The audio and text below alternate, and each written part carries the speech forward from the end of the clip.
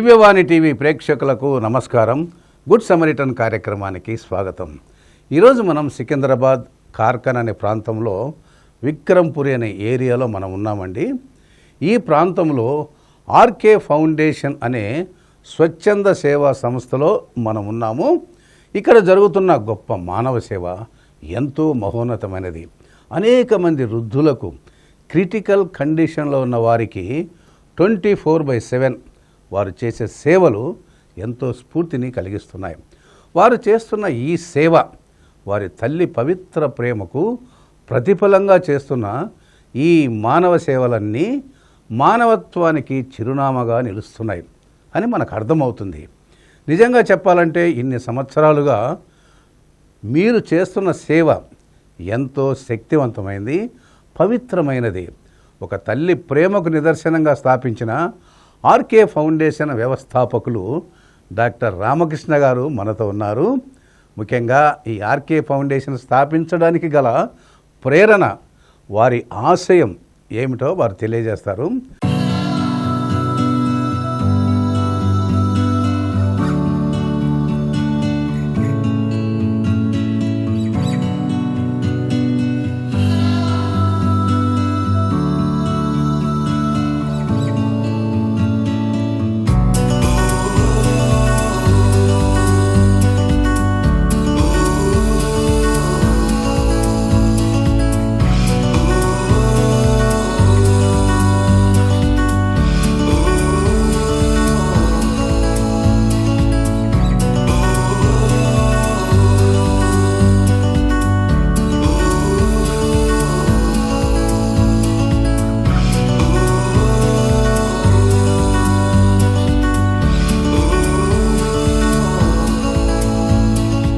చెప్పండి డాక్టర్ రామకృష్ణ గారు, ఎలా ఈ యొక్క సేవకు ఒక పునాదిగా నిలిచింది?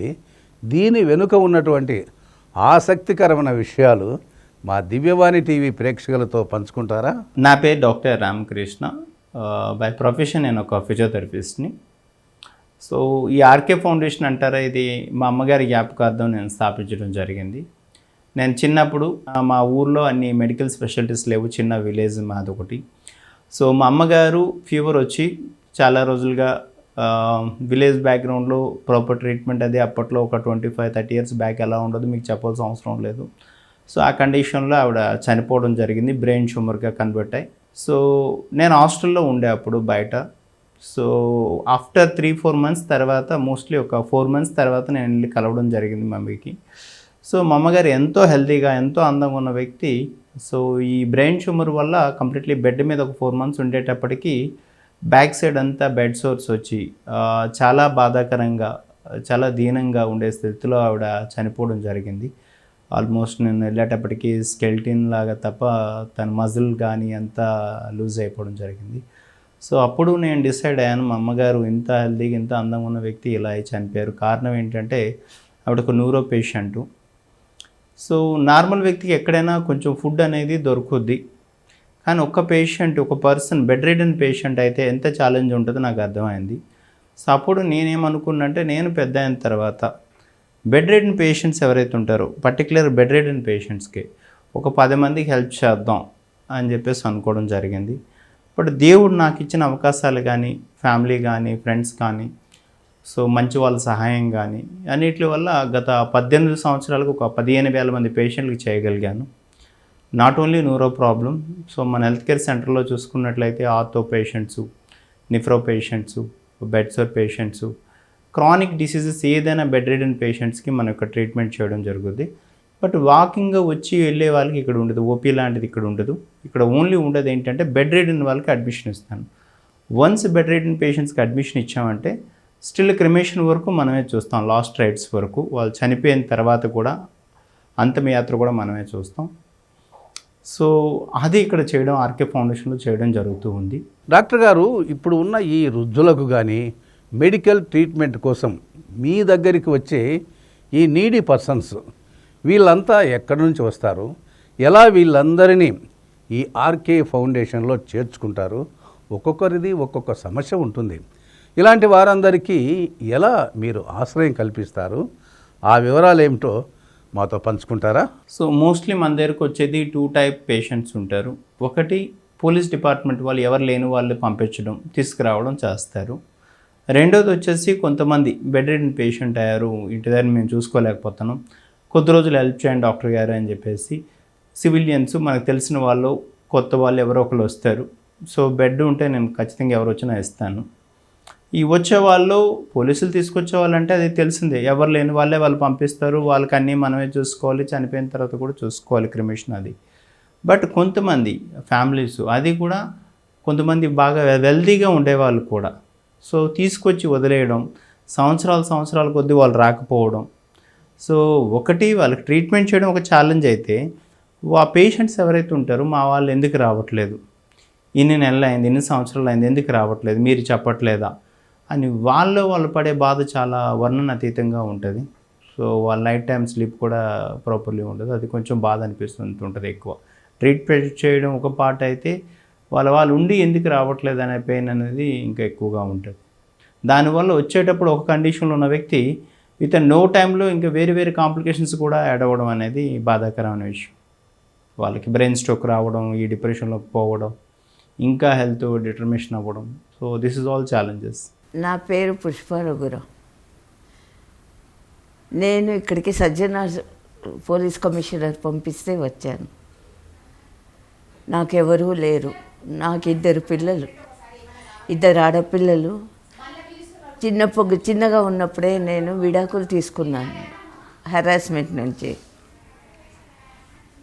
దానివల్ల నేనే పిల్లల్ని కష్టపడి పనులు చేసి పోషించి పెద్ద చేసి చదివించాను.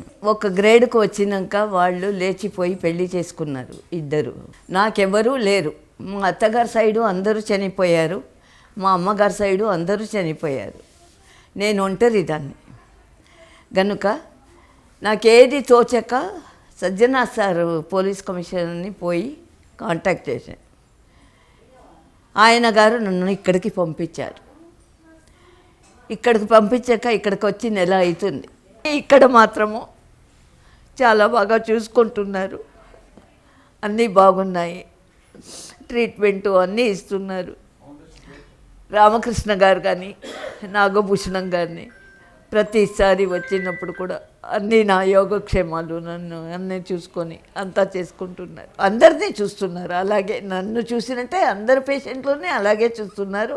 ఏదైనా చేసేదైతే ఈ ఆశ్రమానికి చేసేవాళ్ళు ఉంటే తప్పకుండా చేయాలని కోరుకుంటా. డాక్టర్ గారండి, నిజంగా చెప్పాలంటే ఇన్ని సంవత్సరాలుగా మీరు ఈ సేవ చేయడం అనేది చాలా అభినందనీయం. జనరల్గా ఎంతోమంది ఎన్జిఓ సంస్థలు అంటే వాళ్ళు ప్రారంభిస్తారు, ఏవో ఆర్థిక పరిస్థితులు సెట్ అవ్వడానికి కష్టమై ఎంతోమంది క్లోజ్ చేసిన వాళ్ళు కూడా ఉంటుంటారు. మరి దాదాపుగా ఇంతమందికి ఇంత పెద్ద బిల్డింగ్లో ఇంతమందికి మీరు మానవత్వంతో, ఒక దేవుని ప్రేమతో, ముఖ్యంగా మీ తల్లిగారి పట్ల మీకున్న ఆశయంతో, అపారమైన ప్రేమతో, అలాంటి ప్రేమను ఇలాంటి వృద్ధులకు చూపిస్తున్నారు.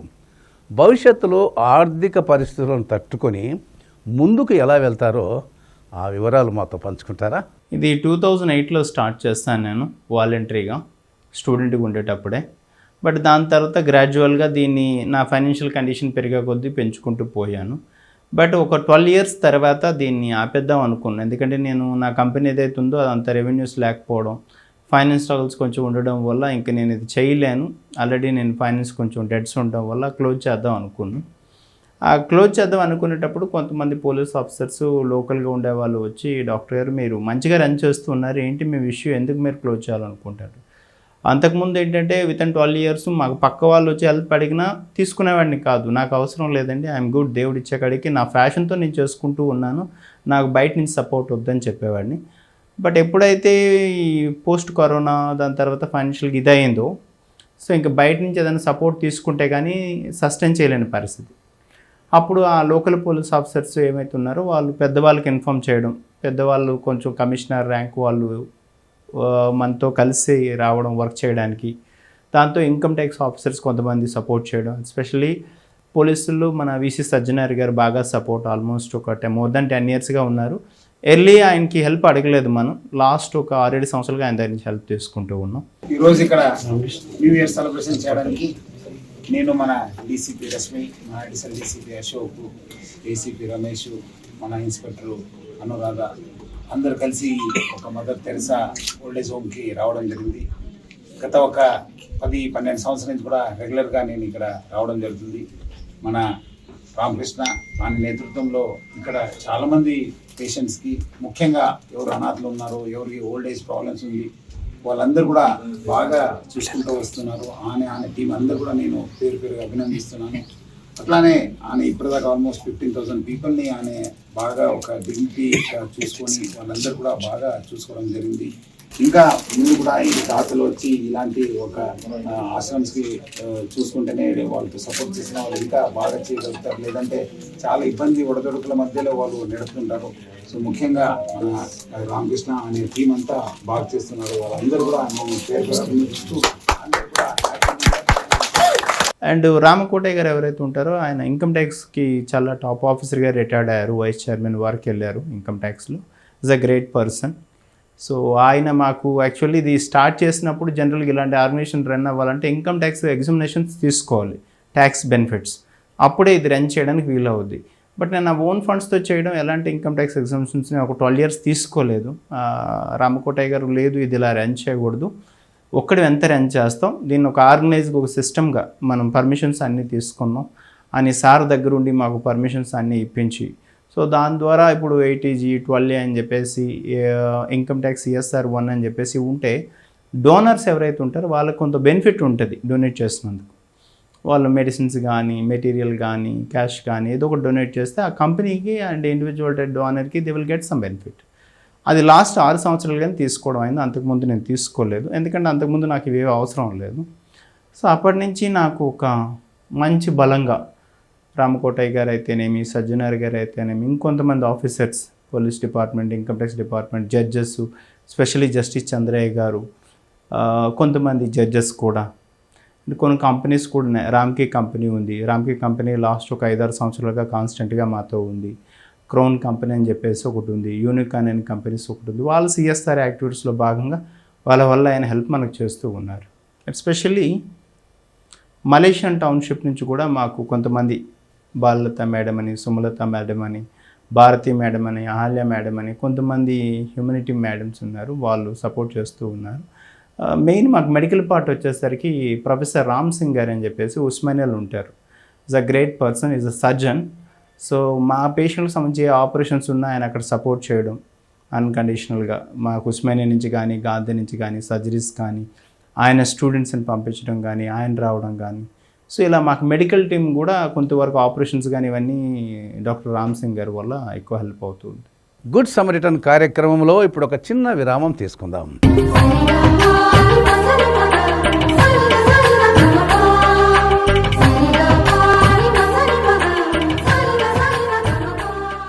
గుడ్ సమరిటన్ కార్యక్రమానికి తిరిగి స్వాగతం.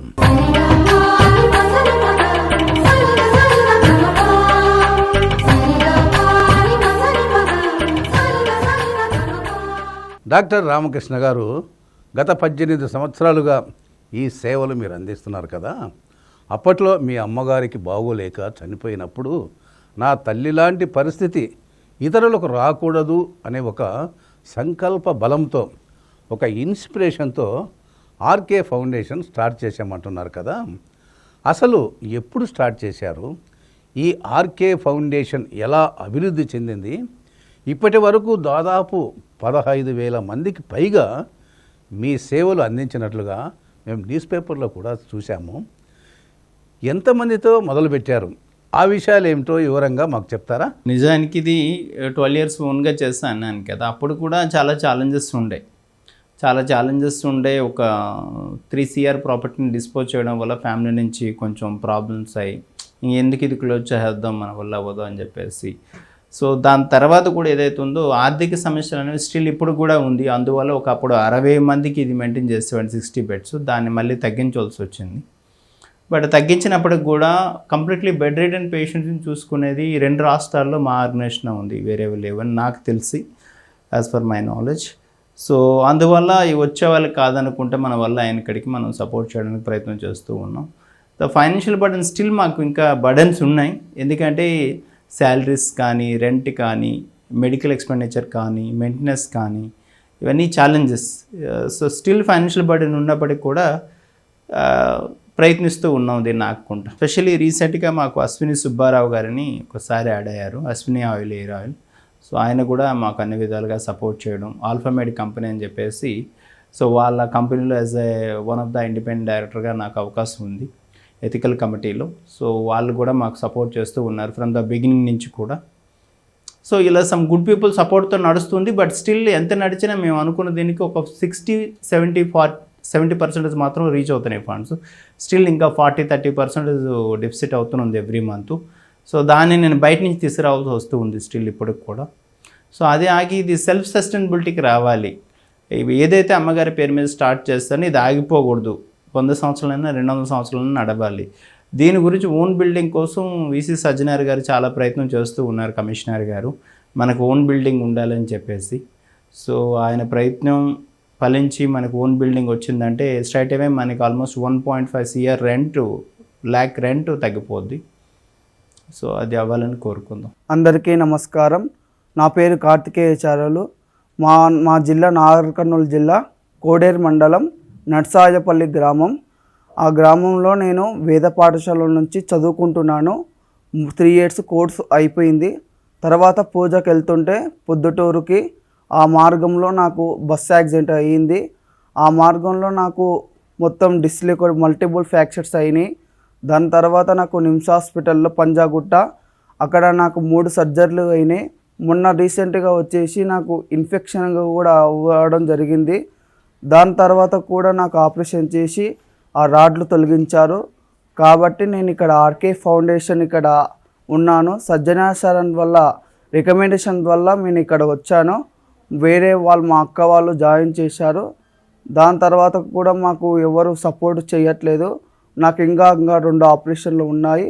దానికి తగ్గట్టు మాకు ఏమైనా డబ్బు సాయం చేస్తారని కోరుతున్నాము. చాలా సంతోషంగా ఉంది డాక్టర్ గారు మీరు చెప్పే విషయాలు వింటుంటే. మరో ముఖ్యమైన విషయం అడగాలని ఉంది.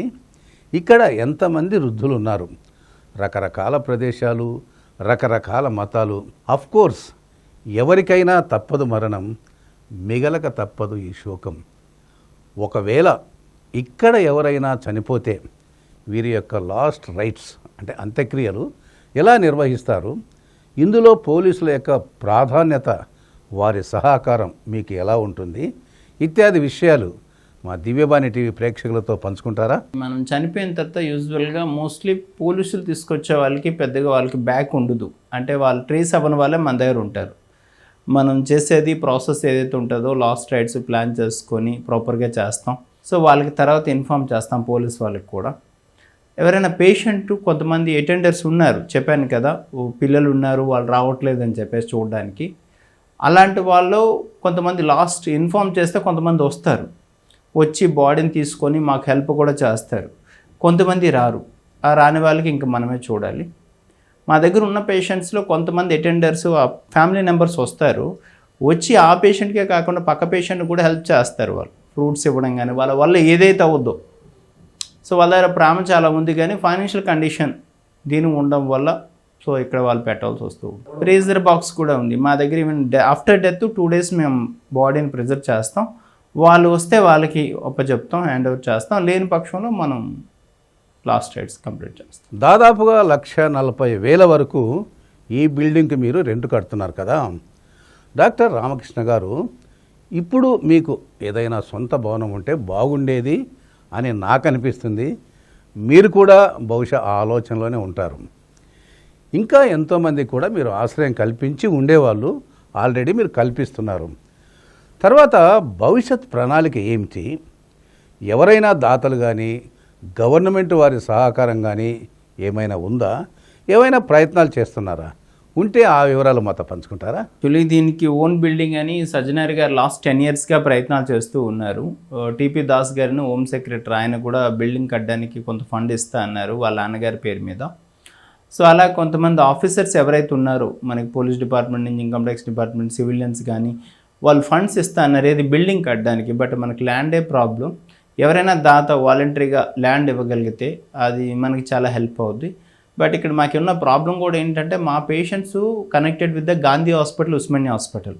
సిటీ బయట ఎక్కడో ఇస్తే ఇక్కడికి రీచ్ అవ్వలేరు వీళ్ళు, అండ్ ఈ డాక్టర్లు కూడా అక్కడికి రీచ్ అవ్వలేరు. కాబట్టి కొంచెం అయినా తక్కువైనా ల్యాండ్ అయినా, పీస్ ఆఫ్ ల్యాండ్ అయినా కొంచెం నియర్ బై సిటీ దొరికితే ఈ హాస్పిటల్కి రీచ్ అవ్వడం ఈజీ ఉంటుంది. డాక్టర్ రామకృష్ణ గారు, మీ యొక్క ఆర్కే ఫౌండేషన్లో, అంటే మనది భారతదేశం కాబట్టి అడుగుతున్నాను, ఎన్నో కులాలు, ఎన్నో జాతులు, ఎన్నో మతాలు ఉన్నాయి కదా, ఎటువంటి వారినైనా ఇక్కడ చేర్చుకొని మీరు ఆశ్రయం కల్పిస్తారా? ఇటువంటి వారిలో దేవుని ప్రతిరూపాలు చూసుకొని ఈ సేవలు అందిస్తున్నారు కదా, ఎటువంటి వారికి మీ సేవలు అందుతున్నాయో ఆ వివరాలు కాస్త మాకు చెప్తారా? ఇక్కడ అడ్మిషన్ కావడానికి ప్రధానమైన కారణం నేను చూసేది నార్మల్ పేషెంటా. నార్మల్ పేషెంట్ అంటే వాకింగ్లో వచ్చి వెళ్ళిపోయిన వ్యక్తి, బెడ్ రిడన్ పర్సన్, అది ఒక్కటే చూస్తాం తప్ప కులం అనేది ఇక్కడ చూడం, రిలీజియన్ చూడం, సెక్స్ కూడా చూడం, మేలా ఫిమేలా ఇంకేమైనది కూడా చూడం. బెడ్ రిడన్ పేషెంట్ అయితే తీసుకుంటాం. మా దగ్గర ముస్లింలు ఉన్నారు, హిందువులు ఉన్నారు, క్రిస్టియన్స్ ఉన్నారు, సిక్కులు కూడా ఉన్నారు. ఈ కులం అనేది నేను ఎప్పుడు చూడలేదు, ఎప్పటికీ చూడను కూడా. హ్యూమనిటరీ అనేది ఎలా అంటే ఒక మానవ సేవే మాధవ సేవ అంటారు. మనం మానవత్వంతో ఏదైనా సర్వీస్ చేయాలి తప్ప ఈ కులాలు మతాలు అనేది నేను పెద్దగా I don't believe it. So service ఓరియంటెడ్గా ఎవరైతే బెడ్ రిడన్ పేషెంట్స్ ఉంటారో వాళ్ళకి ఏ విధమైన, ఏ కులమైనా, ఏ మతమైనా, ఏ రిలీజియన్ అయినా, సో దాన్ని మనం వాళ్ళు ఇక్కడ ఒక పేషెంట్గా, ఒక హెల్ప్లెస్ సిచ్యువేషన్లో ఉన్న వ్యక్తిగా, వాళ్ళొక మా ఫ్యామిలీలో నెంబర్గానే, నేనే కాదు నా టీం కూడా అలాగే ట్రీట్ చేసి వాళ్ళకి లాస్ట్ వరకే చూసుకోవడం జరుగుద్ది. డాక్టర్ గారండి, మీ దగ్గర ఉన్న, అంటే మీ దగ్గర పనిచేస్తున్న స్టాఫ్ అందరికీ చాలా ఓపిక ఉంది. వారు నిజంగా ఎంతో కమిట్మెంట్తో పనిచేస్తున్నారు. వారందరికీ నా యొక్క అభినందనలు. మీ అందరి టీం అంతా ఒక కోఆపరేషన్తో చాలా మంచి మానవత్వంతో పనిచేస్తున్నారు. They are really very cooperative. ఒకవేళ ఇదే పని బయట హాస్పిటల్లో పనిచేస్తే శాలరీ కూడా ఎక్కువే వస్తుంది. ఈరోజు నేను షూటింగ్లో చూశానండి, మీ స్టాఫ్ అందరూ నిజంగా ఎంతో కమిట్మెంట్తో ఈ మానవత్వపు సేవలు అందిస్తున్నారు. అసలు ఇటువంటి స్టాఫ్ దొరకడం, మీరు చేసే మానవ సేవ చూసే వారు కూడా ఇంత కమిట్మెంట్తో మీతో పాటు సేవలు అందిస్తున్నారు. ఇటువంటి స్టాఫ్ దొరకడం మీ తల్లిగారు చేసుకున్న పుణ్యం అనొచ్చు. ఇదంతా ఎలా సాధ్యపడింది? ఆ వివరాలు కాస్త మాకు చెప్తారా? నిజంగా నాకు నా టీం అనేది చాలా ఇంపార్టెంట్. వాళ్ళు దొరకడం నేను అదృష్టంగానే భావిస్తాను. ఎందుకంటే ఇది ఒక్క వ్యక్తి చేసే పని కాదు. నాకు నా బిజినెస్ ఉంది, బయట నుంచి చాలా వర్క్స్ ఉంటాయి నాకు. బట్ నేను ఇక్కడ కొంచెం టైమే స్పెండ్ చేయగలను ఫర్ డేలో. బట్ మొత్తం ఇక్కడ సిస్టమ్ అంతా రన్ అయ్యేది ఇక్కడున్న స్టాఫ్ వల్ల. ఇప్పుడు పొద్దున్న నుంచి రాత్రి వరకు ఒక పేషెంట్ వర్క్ అంటే చెప్పాల్సిన అవసరం లేదు, చాలా ఉంటాయి వాళ్ళకి. కంటిన్యూషన్స్ ఉంటాయి, ఏదో క్వారీ ఉంటుంది, ఏదో పెయిన్ ఉంటుంది, కాన్స్టెంట్గా పిలుస్తూనే ఉంటారు. అండ్ మీకు తెలుసు, బెడ్ రిడన్ పేషెంట్స్కి చేసే వాళ్ళు చాలా తక్కువ మంది ఉంటారు స్టాఫ్. ఎందుకంటే వాళ్ళకి చాలా ఓపిక కావాలి ఎవరైతే పని చేస్తారో వాళ్ళు. రెండో ఛాలెంజ్ ఏంటంటే మా దగ్గర ఫండ్స్ లేక ఒక్కొక్కసారి 3-4 నెలలకు కూడా శాలరీస్ ఇవ్వలేము మేము. ఇచ్చేదే చాలా చాలా నామినల్ శాలరీస్. నేను క్లియర్గా వాలంటరీగా సర్వీస్ చేయాలంటేనే ఇక్కడికి రండమ్మా, మీరు మంచి శాలరీ అంటే నేను ఇవ్వలేను, ఎందుకంటే మన దగ్గర ఫండ్స్ ఉండవు. మనం ఇచ్చేది చాలా తక్కువ శాలరీ, అది కూడా కొన్నిసార్లు ఫండ్స్ లేక 2 నెలలకి, 3 నెలలకి, 4 నెలలకి ఇస్తూ ఉంటాం.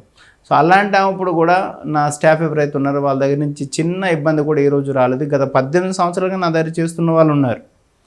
ఈరోజు రేపు మానేసే వాళ్ళు అలా జస్ట్ ఒక 10% ఉంటారు. కానీ చేంజెస్ మెజారిటీ స్టాఫ్ అంతా ఫ్రమ్ ద బిగినింగ్ నుంచి ఉన్నవాళ్ళు, నర్సింగ్స్ కానీ, కేర్ టేకర్స్ కానీ, ఫ్రమ్ ద ఆఫీస్ స్టాఫ్ కానీ, ఫ్రమ్ ద బిగినింగ్ నుంచి ఉన్న వాళ్ళు నాతో ట్రావెల్ అవుతూ ఉన్నారు.